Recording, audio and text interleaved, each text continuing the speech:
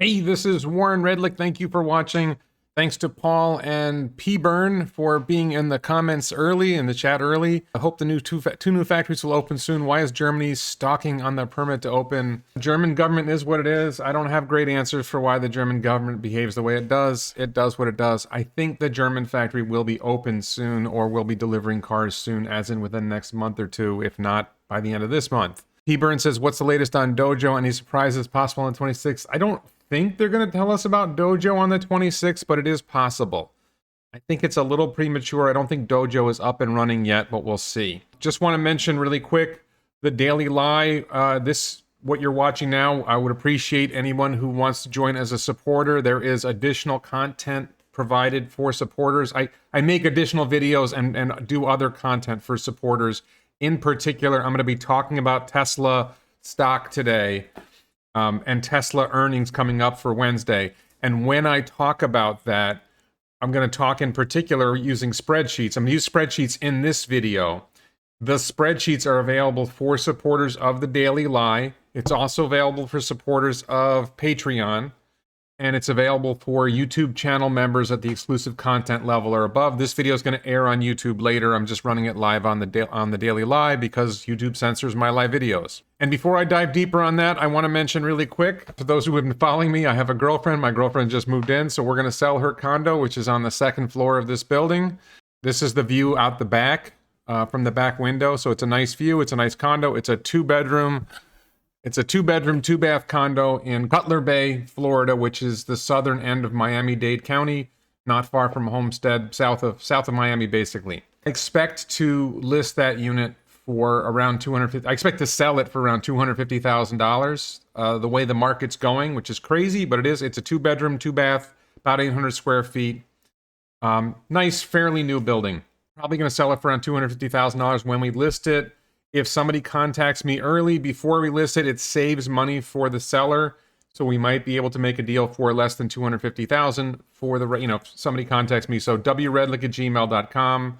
If you go on the about page of my channel, you can find my email address, or it's just wredlick@gmail.com, and let me know that you're interested, and we'll see what we can do. Let's get into what's really exciting before we do that. I'm wearing the Tesla's the Next Tesla t-shirt, and you see right here, there's a dip. Okay, so we moved past here, and now we're here on the dip. We're on a dip in the market, and everybody's freaking out. Not everybody's freaking out. Some people are freaking out. I'm not freaking out. Most of my net worth is in Tesla stock, and I'm not worried at all. This is just a bump in the road. Everything's good. What I'm going to show you today is why Tesla stock is massively undervalued, why I think Tesla stock could get to not only $4,000 a share by the end of 2022 or 2023, sometime in 2023, but maybe even $10,000 a share, not that far down the road. So let me go through some numbers, and that's without Robotaxi.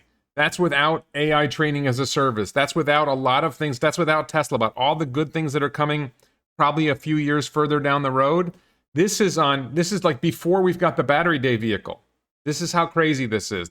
I think this is great stuff. So this is my spreadsheet. If you are a supporter on Locals, if you're a supporter on Patreon, or if you are an exclusive content channel member on YouTube, then you get access to this. This is my spreadsheet. I start with deliveries.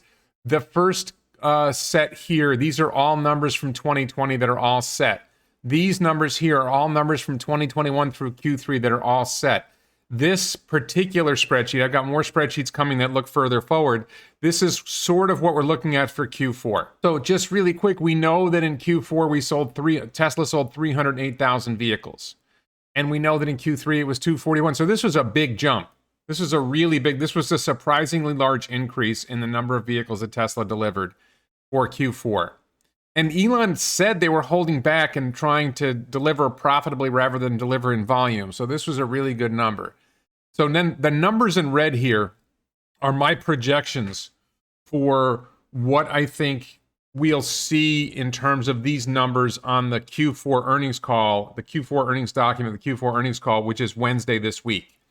So you can see here I'm ballparking auto revenue at $15 billion, $15.4 billion.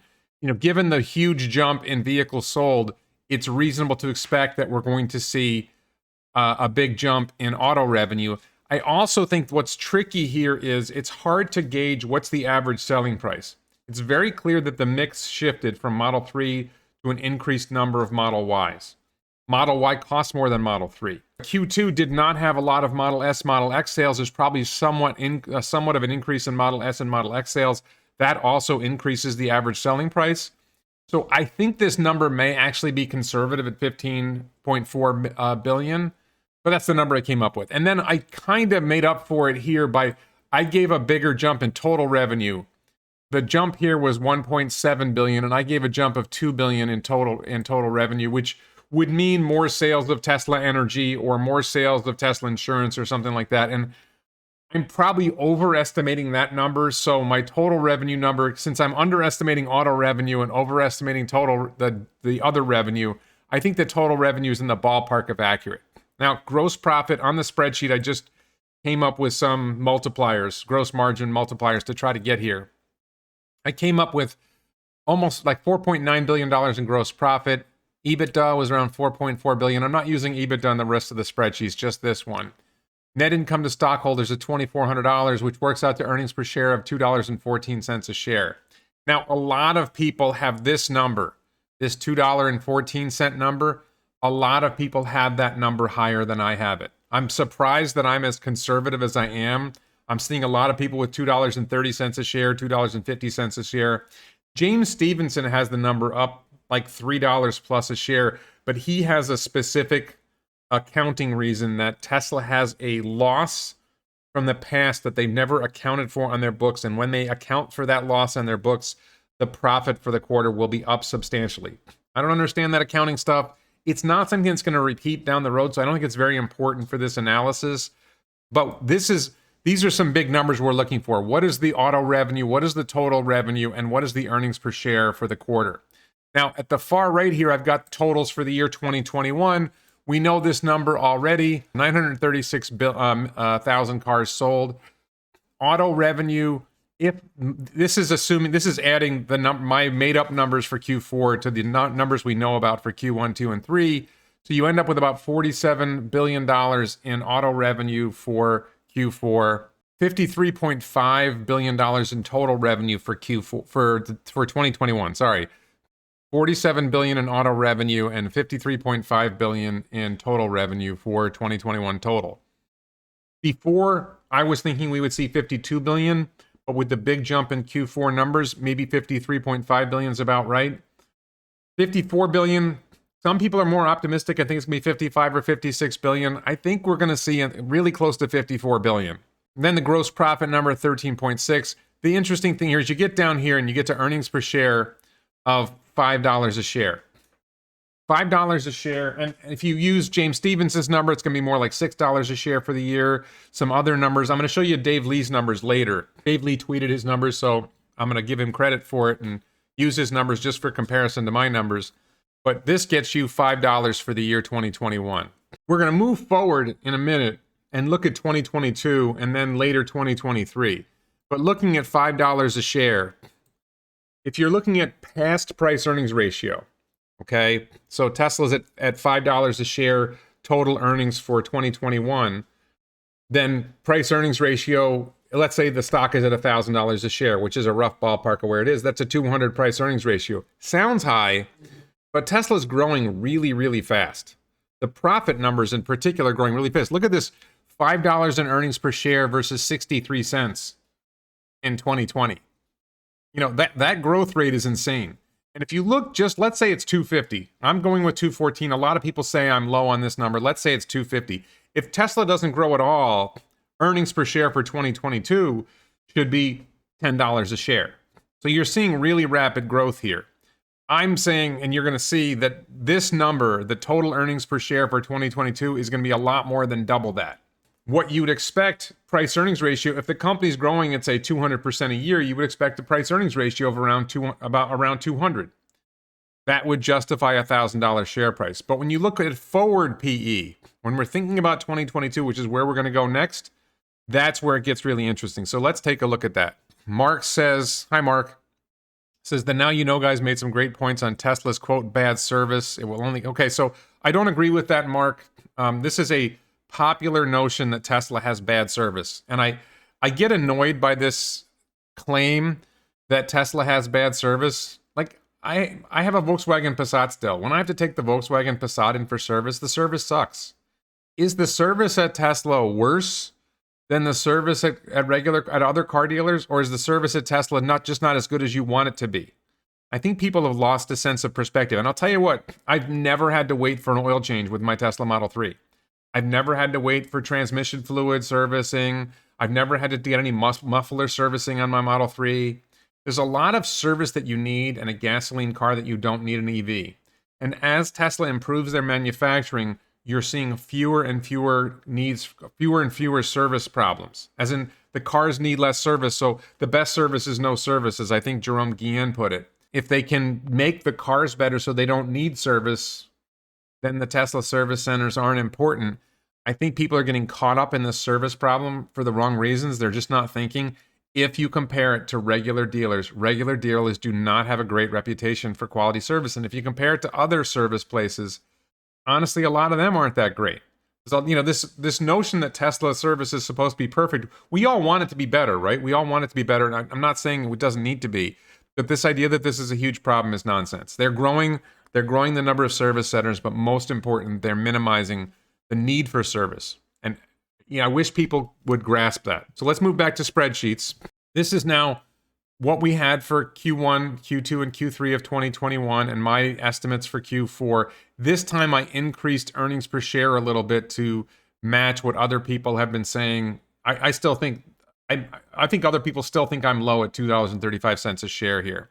Then you get the 2021 totals, and now the earnings per share for the year ends up being $5.20 instead of $4.99. Then I project forward into 2022. This is a projection that's probably optimistic, where I'm saying that Tesla delivers 2 million vehicles in 2022. That would be an insane growth rate. I'm not saying it's likely. I do think it's possible that Tesla delivers 2 million vehicles. This particular one is just a talking point, but I'm going to go with a couple more spreadsheets in a second. So what's striking here is now keep in mind, we increased 67,000 vehicles from Q3 to Q4.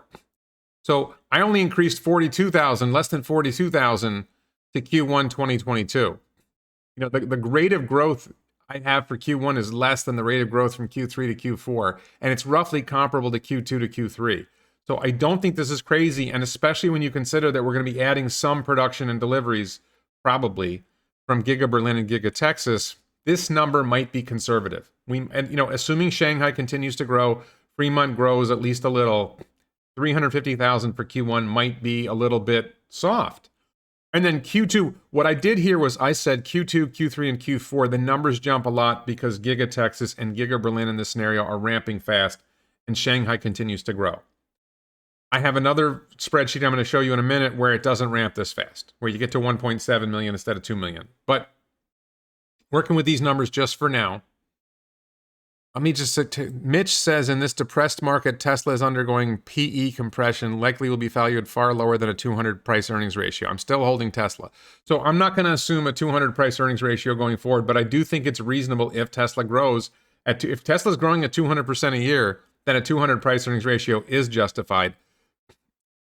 The idea that the PE ratio should go down because the market's depressed. If Tesla's growing, Tesla's growing. If you want a piece of the earnings that Tesla's generating, then you want to buy Tesla stock. So I have some multiples in here to take deliveries to revenue. So average selling price is a hidden row in the spreadsheet that supporters can download.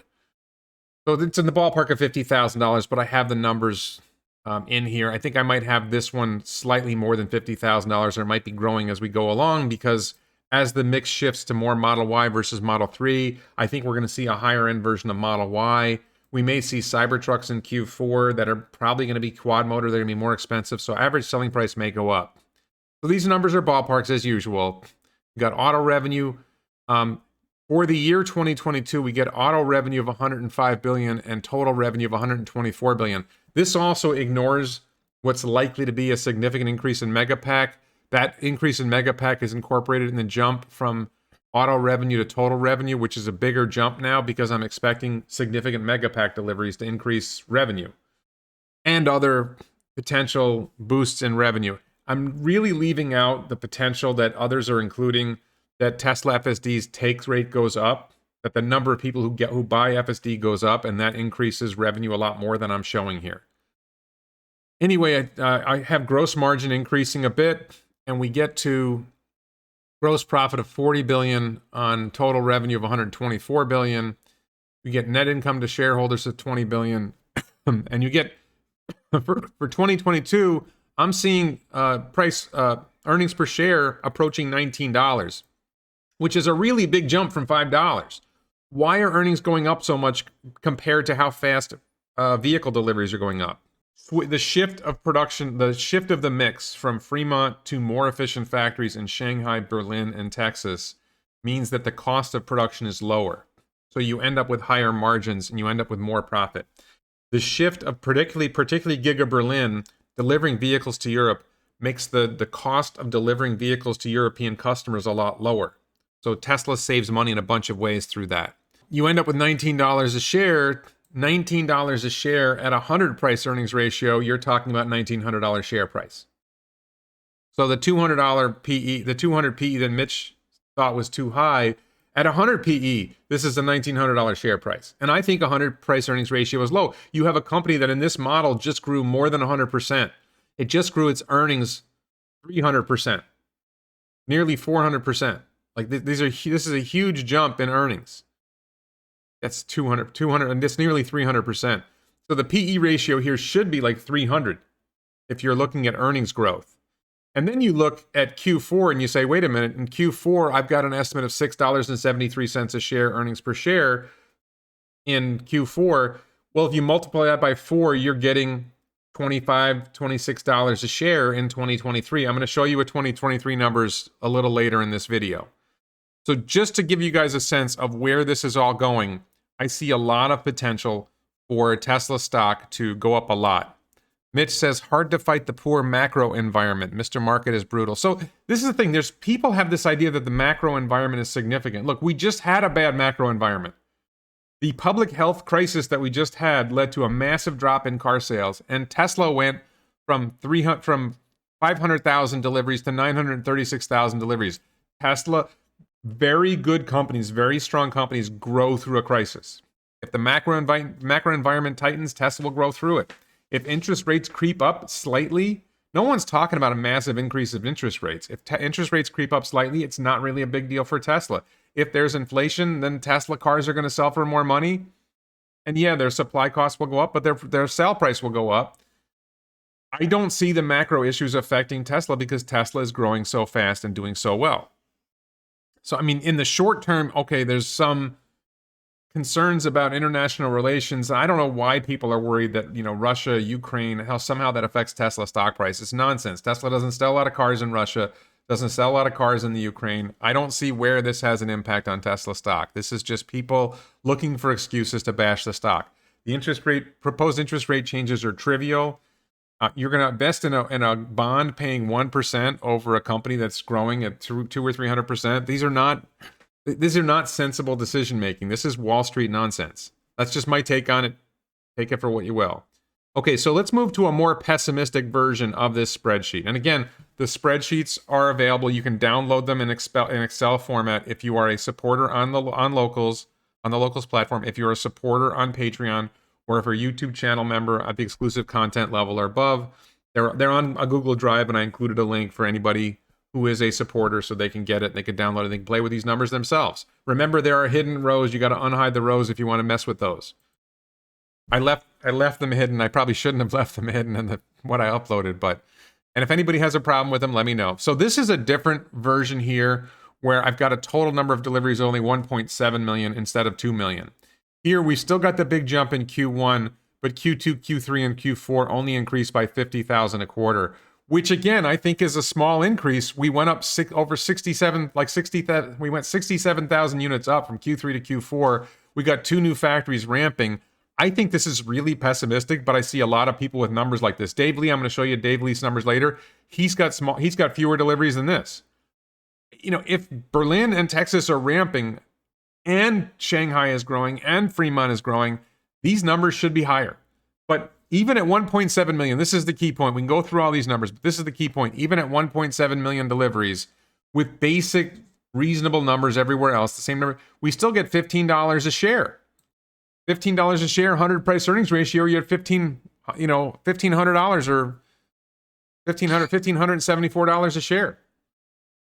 This is not crazy. The stainless steel water bottle and the t-shirts are available at elonbits.com. We get very excited about these numbers. So, and also looking at Q4, right? If Q4 is $5.22 a share, that would, without any growth at all, 2023 would be $21 a share. And at $21 a share, forward PE with 100 price earnings, forward PE with 100 price earnings ratio, you're at over $2,000 a share. So we're here now, right? We're at Q4.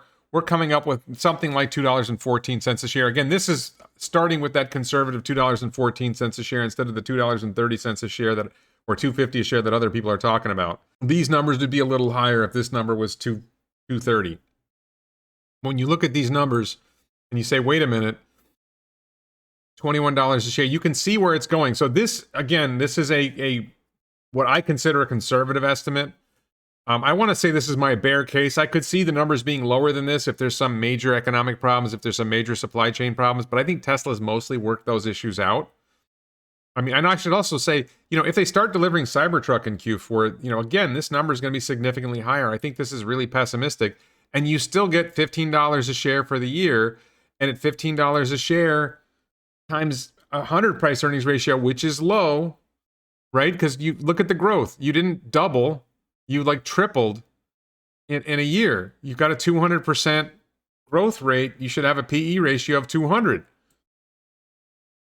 PE ratio of 200. This is $3,000 a share. This is what's killing me. Is anybody looking forward at where Tesla's going? What does Wall Street think these numbers are going to be? Do people really think Tesla's going to deliver only 1.4 million cars next year? And even if they did deliver 1.4 million cars, this number is still like $12 a share. You're still talking about $2,000 a share at a reasonable price earnings ratio. So that's where we're headed. All right. So I got one other, again, this is a more optimistic projection. Again, we've got 2021 numbers here, same rough ballpark numbers for 2021, but I go back to optimistic numbers for 2022. And I increased margins. I think this is actually more conservative numbers. I don't remember, but I think we're at $6.45 a share. These are more conservative numbers. I just tweaked something else in these numbers, and you got $18.11 a share, which is similar to the numbers in the other sheet. So a couple of ways of coming at it, and you end up with a ballpark of $18 a share for 2022. That's a huge number. I mean, at a 200 price earnings ratio, that's $3,600 a share. And I don't think a 200 price earnings ratio is crazy for a company growing this fast. This is what I don't get. Mitch says it's herd mentality right now. Everyone looking for the exit. I'm not looking for the exit. I'm looking for cash so I can buy more Tesla stock. This is crazy talk. Okay, so let's go further into the future here. This is my projection. So now we've got my 2022 numbers here. This is from the base case numbers that I showed before, where you had about $19 a share in earnings for the year. Now we move forward to 2023. And again, these are optimistic numbers, but now you've got Cybertruck online, you've got Giga Texas and Giga Berlin ramping or fully ramped. You may be talking about battery day vehicles starting to deliver somewhere in Q3 or Q4. Probably not. I don't think we're going to see battery day vehicles in 2023, but Cybertruck will be ramping. Giga Texas and Giga Berlin Model Y will be ramping. We may see Model 3 lines ramping. We're going to see Giga Shanghai growing and Fremont going. And I'm getting numbers like 4.4 million vehicles in 2023. You put the other numbers together, auto revenue of $253 billion, total revenue of $283 billion, gross profit at $104 billion, and you get earnings per share of $48 a share. But this is just a natural progression. When you have better margins, when you have lower costs and increasing volumes. Now, think about this for a second. If it's reasonable to say Tesla might be at let's say $50 a share is a nice round number. If it's reasonable to say Tesla might hit $50 a share in earnings for the year 2023, and you're calculating a forward PE ratio of 50, right? You're still at $2,500. You're still at $2,500 a share. And a PE ratio of 100, which when you consider this rapid growth, a PE ratio of 100 is low, but at a PE ratio of 100, you beat $5,000 a share. And really the appropriate rate of growth here is so high that the PE ratio should be more like 300 or higher. And you're really talking about, you're really getting close to $10,000 a share already. This is crazy talk. I understand this is crazy talk, but if you get into the numbers and you say, and this is without robotaxi, this is without AI training, this is without Tesla bot, I don't think any of that's, I think robotaxi is probably going to start happening sometime in 2023, possibly by the end of 2022, but certainly sometime not certainly. I am fairly confident we're going to see the robotaxi network alive and operating in 2023, and that's really going to spike profits and expectation of future profits when robotaxi network comes in. So P-Burn says Tesla is attractively priced now, but so are many other tech growth stocks. I don't see any other tech growth stock that has the potential to grow at this rate. This is the thing. The rate of growth here is insane. This is crazy growth here. So, and then you look out to Q4 of 2023 and you say $16 a share.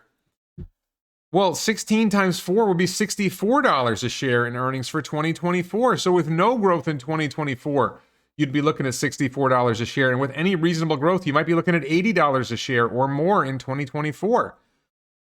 Shah Vivek says, how do these numbers compare with your battery capacity production model?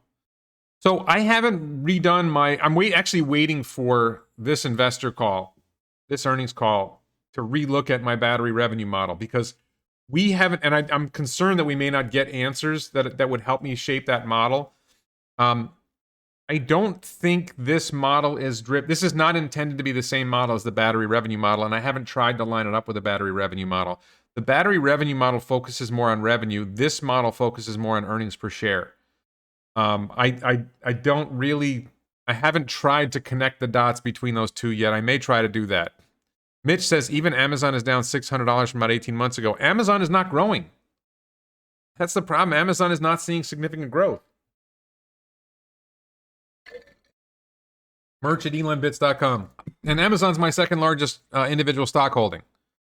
So, Tesla is growing at it. It's like people are missing how fast Tesla is growing. So let me bring this back up. I just want to bring this back up for a second. And I want to stress this. Here's a simple question. How long do you think it takes before, because this is an optimistic model, but if I'm wrong about $50 a share in 2023, it's probably $50 a share in 2024. Right? And if it's once you get to $50 a share at a fast growing company, the PE ratios, because at the Tesla's rate of growth, we should be seeing PE ratios of around 100. If we're going to see $50 a share at some point, then you're going to see a share price of 5,000. Right? And really maybe 10,000, because a 200 price earnings ratio is not crazy for a company growing this fast. This is the thing.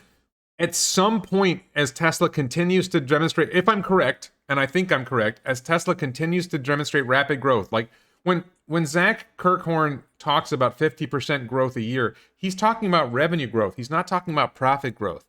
When you add in FSD revenue growing, when you add in the potential for robotaxi, when you just add in lower costs and higher sales prices, you end up with higher margins. When you just put those things together, you get these crazy numbers. So sure, the top line revenue numbers might grow 50% to 80%, but the profit numbers are growing much faster than that. And that's what really matters. If you are a shareholder, profits are what really matters. But Neil says he wants his FSD. Me too, Neil. That's my friend Neil. Thanks for joining, Neil. Thanks for participating in the chat. Neil is somebody I actually know in real life, just to be clear. Before I was a YouTuber, I knew Neil. So, knows my mom even. All right, so I want to move on, and this is going to be awkward because it's not going to look right. But this is Dave Lee. This is Dave Lee's spreadsheet that he posted.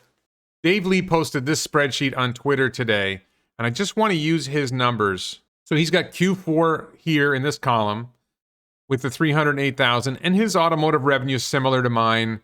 His automotive gross profit is similar to mine. His automotive gross margin, I think I have 30%. He's got 32%, but we're in roughly the same ballpark.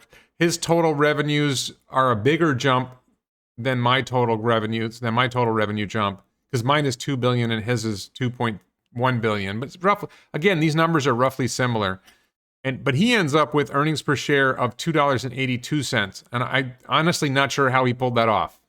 So when I say that my numbers at 215 or 214 were conservative, you've got Dave Lee, who's normally very conservative, and he's got earnings per share at $2.82.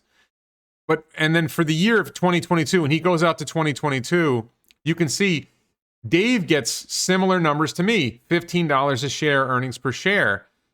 Well, again, if you do a PE ratio, look at the growth, right? You got $15 a share here where you had, I don't know, $6 a share here. You're more than doubling growth. You're basically more than doubling growth. That's a 100% increase. Well, that would lead to a 100 PE ratio, and that would be $1,500 a share. It's kind of bizarre that Tesla's trading under $1,000 a share when this is, Dave's one of the more conservative guys when it comes to modeling Tesla and predicting what's going to happen with Tesla. So I have a bunch of Dave's spreadsheets here. So one of these is probably going to knock me off the screen. So this is him going out into Q2, and you can see his numbers. Let me use a different one. You can see his numbers are much lower in terms of deliveries. He's only going up. Look at this. He's only increasing 22,000 vehicles from Q4 to Q1. Then he's increasing 50,000, 40,000, 60,000. And I love Dave. I just want to be clear. I love Dave, but what are Giga Berlin and Giga Texas doing? Did Shanghai stop growing? Did Fremont stop growing at all? Why would growth from Q3 to Q4 be only 60,000 when growth from Q3 2021 to Q4 2021 was over 60,000, and you have 2 additional factories growing here? So I think these numbers are low, but even so, Dave gets his big numbers, right? He gets, to that $15 a share on his numbers here. So he goes out to 2023 here, okay? And here he's got his $15 a share for 2022. He gets $26. This is one of the places where Dave and I diverge. Number one, he's only got 2.5 million vehicles for 2023, where I've got 4.4 million. So our numbers diverge substantially. And I just don't understand, what do you think Giga Texas and Giga Berlin are going to do? I think Shanghai alone in 2023 might make 1 million vehicles, right? And Fremont's going to make 600,000 vehicles. So you're only leaving 900,000 vehicles from Giga Berlin and Giga Texas in 2023? When they're starting here. I mean, those factories should deliver. I think they might deliver 1 million apiece in 2023. I don't think that's crazy talk. So that's, but even with these low numbers, he still gets earnings per share of $26 a share. Now that's not 100% growth anymore, right? He's going from 15 to 26. So it's a little less than an 80 PE ratio, let's say. You're still like $1,700 a share. This is Dave responding to some questions he had. Starman said, what leads you to think gross margin will stay the same with opening 2 new factories between Q4 and Q1? And Dave says, Austin and Berlin factories will be negative margin hit in Q1 2022, but likely to be mostly countered by additional margin efficiencies in Fremont and Shanghai. So my take on it is Austin and Berlin will have minimal impact on margins because they're not going to deliver a lot of cars in Q1. So the vehicles they deliver will have lower negative margin, but they won't be significant. They won't have a significant impact on margins because Shanghai's delivering so many more than they are. And then Dave's Yat says, do you think FSD revenue will play a role by 2023? Dave says, I'm modeling increased FSD take rate will allow ASPs to stay around $50,000 even as production increases with possible lower priced model. I don't think the lower priced model comes around in 2023. So this is another area where Dave's very conservative compared to my numbers. I don't think the battery day vehicles gets delivered in 2023. We're going to learn a lot more about this on the Q4 investor call on Wednesday. But right now what we're seeing is increasing sales prices on all Tesla vehicles, a shift from the lower price Model 3 to the Model Y, and we're going to see an increased volume of Model S and Model X. I think we're going to see a higher price Model Y coming out of Giga Texas and eventually Giga Berlin with 4680 and structural pack. That's going to increase the value of the vehicle. It's going to be faster. It's going to be longer range. And it's going to be lower cost for them to build, so the margins go crazy too. So Dave is saying he's letting FSD increase take rate. If you add, see, my numbers don't really include a significant impact from FSD value. If you add FSD to my numbers get even bigger. So this is why, you know, I'm very, very excited about the stock, because you look at how conservative Dave is and you still get to, you know, $2,000 a share, $1,500 to $2,000 a share by the, you know, not that far down the road. But if you get any bit more and Dave is always extremely conservative. You go more optimistic than Dave, you get to crazy big numbers. You get to crazy big numbers. So I just, you can tell I'm very excited about all this. I think the things look really good. I am a little surprised at all the panic we're seeing in the market. I guess I shouldn't be surprised because markets always like to panic. But, and let me just really quick reminder, if you want to support this channel on Locals or on Patreon here, or if you want to support the channel as a YouTube channel member, exclusive content level, particularly Locals gets more content and make more videos. The videos on some of the supporter-only videos tend to be political in nature, and if you don't want to hear my politics, I'm a libertarian, I'm critical of Republicans, Democrats, and a lot of other things that you might cherish, then you don't want to watch that content. But if you want to support the channel, help this channel grow, you know, I really appreciate it. You can, my favorite would be to support the channel on Locals, but supporting the channel on Patreon is great, or a YouTube channel exclusive content member. And in particular, those spreadsheets I was just showing you, you know, these spreadsheets are, if you are a supporter on one of those platforms, at YouTube, it has to be exclusive content level or above, then you get access to the spreadsheets. Okay, so let me just get to some comments here in the chat. Dave to Dave says it's still possible Tesla will face a headwind short term because Tesla is 2.3% weighted on the S&P 500 and 4.2% in the NASDAQ 100. If people and institutions sell short index stocks, Tesla stock will go down a little bit. Most likely people will plow in more money to better or completely offset this downtrend than other. Look, if you are an investor and you have I've shown you the numbers, okay? I don't think these numbers are crazy. I'm not that far off of Dave Lee. I think Dave is ultra conservative for 2023. But even with Dave's conservative numbers, Tesla stock is like $1,500, $2,000, $2,500 a share in 2023. So you can buy that now for under $1,000 and get crazy growth in just 2 years, like less than 2 years. What are you doing? Why would you buy something else? Mitch says, problem is the Wall Street geniuses want to value a Tesla like traditional auto manufacturers with PEs of 10 to 15. And of course, they are dead men walking, which will become obvious in a few years. And this is one of the crazy things. Ford has a PE ratio around 30. Ford isn't even growing, they're shrinking. This is just nuts that Ford is shrinking and it has a PE ratio of 30. You know, Mitch says they want to value traditional automakers with PEs of 10 to 15. Well, why is Ford 30? It's crazy.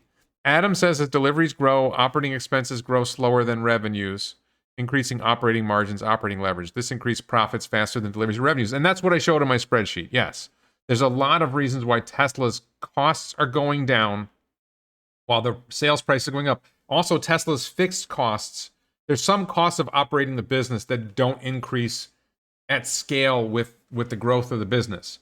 So you end up with fixed cost and variable costs. Variable costs go up. You know, the cost of the steel that you're buying to make the cars with goes up. The more cars you make, the more steel you use. But the accounting costs don't go up proportionate. There's a lot of things that Tesla does that are fixed costs that don't go up. So when you increase volume, you increase profits in that way as well. Mitch says, I configured a Model Y long range, only $1,000 trailer hitch and $12,000 FSD, which came out to $72,000. Yeah, no, I think the Giga Texas Model Y is going to be announced soon. It's going to be $75,000 before trailer hitch, before FSD. So crazy stuff. Melody says, I'm panicking since I don't have any extra cash to buy more Tesla this month. I keep going through the couch cushions, looking to see if I can find $1,000 in there. I haven't found it yet. I'm basically fully invested in Tesla, so not fully, I'm like 90%, but I don't feel like I have extra cash lying around to put into Tesla stock.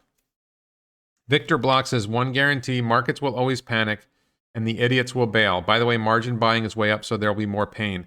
Yeah, if people are buying on margin, then they have to sell when the stock tanks, and that pushes the market, but that doesn't lead to sensible market valuations. All right, so I want to go to Patreon questions. We had Duncan asked, Warren, what are you, this is a question from supporters on Patreon, supporters on Locals, and supporters on the YouTube channel. get to ask questions in advance of the live stream, and I answer those questions. You know, you're sure you're going to get your questions answered. We are going to do a YouTube chat, a YouTube video after premiere of this video, replay of this video, and there'll be a live chat there. If you want to get involved in chat, that'll be available probably 4 o'clock. I might be quick and I might get it up by 3 o'clock. We'll see. That's what she said. Hey, oh, sorry. So Duncan said, what are you most looking forward to hearing about on the earnings call? Product roadmap, and he says product roadmap, scaling 4680s, financial metrics, or something else. The thing I'm most looking forward to is product roadmap. Absolutely product roadmap, product roadmap, product roadmap. I actually didn't talk about that before in the video because I knew Duncan asked this question. I was going to be addressing it. Number one, we're going to see projections of what's happening with Model Y. Elon has already said that he expects Model Y to be the best-selling car in the world in 2023, which means 1.5 million Model Y sold. On top of that, you've got Model 3 sold. On top of that, you got Cybertruck sold. You got X's and S's. And then, you know, I think Cybertruck's going to scale, but we will hopefully hear more. One of the interesting questions is, are they going to talk about the battery day vehicle? Are we going to learn more about the future of Cybertruck? Are we going to learn about other products? What about Megapack? What about AI training as a service? What about home HVAC? There's a lot of potential for Tesla to get into a lot of businesses or to expand a lot of things that it's doing. So product roadmap is the thing I'm most looking forward to by far. Yes. Scaling 4680s, I'm not that worried about it. I think 4680, I'm fairly confident that they're succeeding with 4680 cell production for Tesla, that suppliers are also making 4680s that will be useful for Tesla, and that really probably the most important battery technology for Tesla in the future is lithium iron phosphate, and we know CATL is scaling production of that. I believe LG Chem is also scaling production of lithium iron phosphate cells. So we're going to see a flotilla, in Drew Baglino's words, we're going to see a flotilla of lithium iron phosphate batteries supplying Megapacks, and we're going to see a big increase in Megapack. And Megapack, I think in 2023, Megapack may add 5 to 10 billion to Tesla's revenue. We'll see how big it gets. You know, are they going to announce a Megapack factory in China, which would make a lot of sense? Are they going to announce a Megapack factory in Europe, which would make a lot of sense? Where else are they going to do Megapack? Are they going to finally scale solar? Are they, you know, at some point, are they going to be able to scale solar? We'll see. Merch at elonbits.com. This is one of my favorite t-shirts. Tesla's the next Tesla. You know, what's funny is no one's talking about the next Tesla. The market panic means no one's talking about the next Tesla. Everybody's always talking about the next Tesla. Oh, is Lucid the next Tesla? Is Rivian the next Tesla? Is this company the next Tesla? And of course, you all know I believe Tesla is the next Tesla. So going back to Duncan's question, though, when do I think energy will begin contributing more significantly to earnings? I think it's growing. With the Megapack factory should be opening and producing Megapacks this year and in volume next year. I think we're going to see it add, I don't know what you mean by significantly, but it certainly should add $1 billion to $2 billion in revenue this year on top of what it was already contributing. But I think 2023, Sawyer Merritt and I had an exchange on Twitter. I think we're looking at $5 billion plus in revenue from Megapack in 2023. And that's, you know, is that significant? You know, if I think that Tesla's total revenue is going to be 120 billion in 2023, then 5 billion isn't that much. And, you know, Elon has said, and Drew seems to agree, that Tesla Energy will ultimately be as big a business, I think, in terms of revenue as auto. So we should see another Megapack factory, solar production increasing. Those things have to happen for Tesla Energy to scale like they've talked about. So thank you for that question, Duncan. Okay, so Melody asked, did you ask a question on Say for this coming earnings call? For those who don't know, Tesla uses a service called Say Technologies for retail investors and institutional investors to be able to ask questions that the Tesla team will answer on the earnings call. In the past, influencers, myself, Rob, including myself, Rob Maurer, Emmett Peppers, and a couple other people, we would submit questions to Say Technologies, and we would ask our supporters to vote them up, and they would tend to rank very high in the question and answer question list, and they would get answered by the Tesla team. The Tesla team asked us not to get our questions voted up, so the questions are now anonymous, and we don't promote them. So we get sort of random questions, what we see as random questions. So no, I didn't bother. I don't even bother asking questions on Say anymore. I don't think my questions, like, I think I think the trick with the Say Technologies thing is if you get your question in one of the first questions, then you have a shot. Because once they start getting voted up, the ones that get the early votes tend to lead. So I haven't seen any hint of that. All right, so I didn't bother. I'm sorry to say I've lost interest in the Say Technologies thing because I don't think my contribution matters as much anymore. And I'm not worried about it. I worry that like for one of the top questions right now is a stock split question, which I think is a total waste of time. I know some people care about stock splits. I do not care about stock splits. Stock splits are meaningless. Doesn't matter if you are a long-term investor. It has no meaning whatsoever. If you're playing options games, sure, maybe it matters, but not as a long-term investor who's buying and holding stock. A Crazy Dave asked, Warren, I'm curious about Tesla's growth plans for their service centers and mobile service rangers. I know there's efforts to scale this up, but I haven't come up with particulars. Can you share your thoughts on this? I haven't watched the video yet. Now you know. I mentioned this earlier in the video.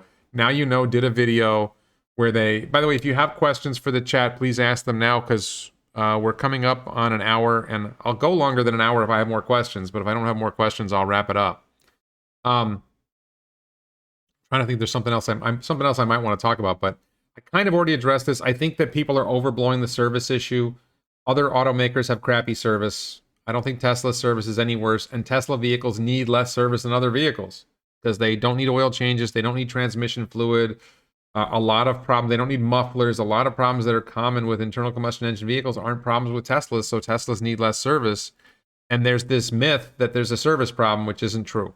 F. Gabriel Tomas says 4680 is on track. I think that's a question. Everything I've heard, that 4680s are on track, that Tesla is successfully producing 4680 cells at Fremont, at the Cato Road building in Fremont. It's actually one of the largest battery factories in the world, despite the fact that it's in one corner of one building. Then on top of that, you've got, I just saw Dave Lee was talking to James Stevenson, and James Stevenson said, and I've seen this from Joe Tetmeyer, who's a drone guy in Texas who drones the Tesla Gigafactory. It seems like Tesla has a lot of equipment in place for cell production, for 4680 cell production in Texas. So I think that we're going to see 4680 cell production in Texas within the next 6 months, maybe sooner. But Fremont is producing enough batteries. If they produce 10 gigawatt hours a year, that's enough batteries to produce a lot of Model Ys with 4680 cells. 10 gigawatt hours is a lot. That's like 100,000 vehicles. And then once Giga Texas comes online with its own cell production, then you're going to see more. James said, and I think he's correct, that the Berlin Gigafactory, the cell lines don't appear to be ready. The building doesn't appear to be ready. So it's not happening in Berlin yet. But we're seeing a lot of good stuff. Okay. I think, let me just talk in depth. Some other things I'm excited about. I'm really excited because I have an order in for Cybertruck. I'm excited about Cybertruck. I think we're going to learn more about Cybertruck. There's going to be a product roadmap. Everybody wants to hear about Cybertruck, so it seems likely to me that we will hear something about Cybertruck in the investor call. When is it coming? What's the quad motor going to cost? What are the specs going to be? They may tell us more about that.